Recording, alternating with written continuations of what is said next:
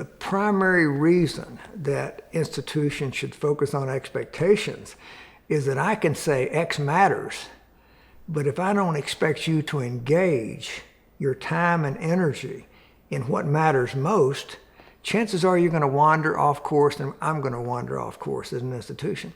So the important role that expectations play, it directs energy toward what? Toward what really matters most. And so when you begin to look at how people learn, how they grow, how they change, a big part of that is believing in them and they believing in themselves that they can do things that oftentimes they think they can't do. The reason that expectations become so important is because entering students can have expectations that are diametrically opposite from expectations that the college or university or faculty or staff members have of those students.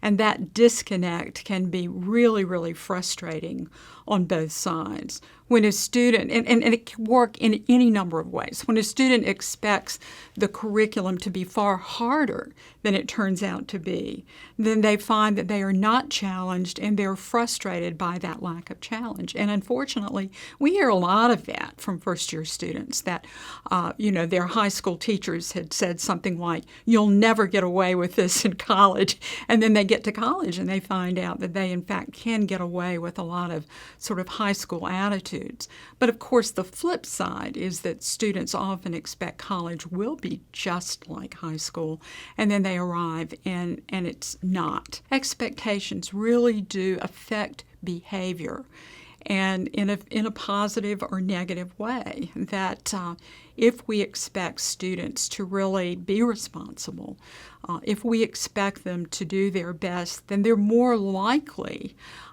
to, in fact, do that. And, of course, Charles used the example of the military, where the expectations are incredibly high, and especially expectations for responsibility. One thing institutions can do to encourage expectations is to ask students to talk about what they expect.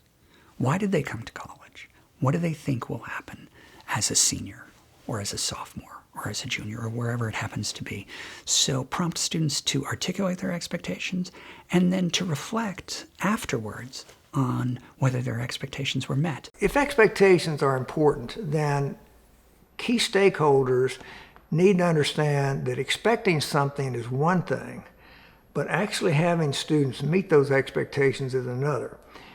One of the most interesting examples I can come up with is from Christopher Newport University in Virginia.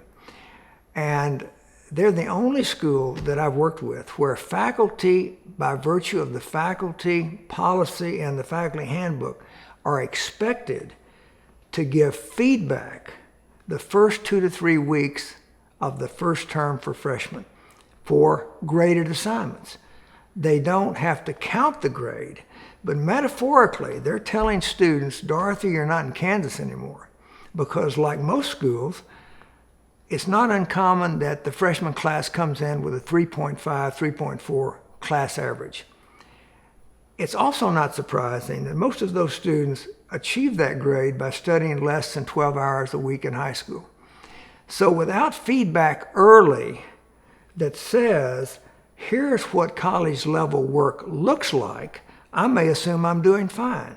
And it kind of astounds me, quite frankly, that many of the colleges and universities that I work with, faculty have actually voted not to give midterm grades. Well, even if you give midterm grades, after that it's too late to really make much difference in student success.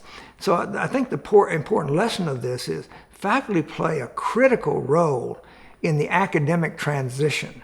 And by being clear about expectations, not simply saying, "Jesse, work hard," but saying, "Students succeed in my class, do these 5 things regularly." We as faculty and staff can help students set their expectations first by seeing this as work we do with them rather than work to them. It's not about me articulating my expectations to you. It's about asking you to think about, so what are your expectations in this course? What do you expect to perform? What do you expect to learn? How well do you expect to do on this essay?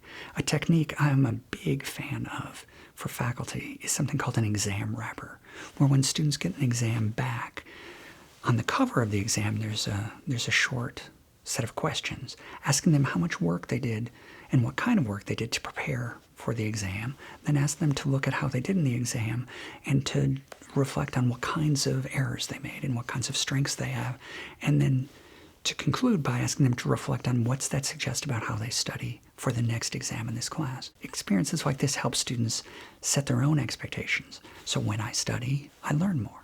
When I study in this way, I have better outcomes. So students, like other people, need guidance and need prompts to think carefully about their own behavior and the outcomes of that behavior. It's somewhat amazing to me, but reality. The only people on a college and university campus that don't have a job description are students.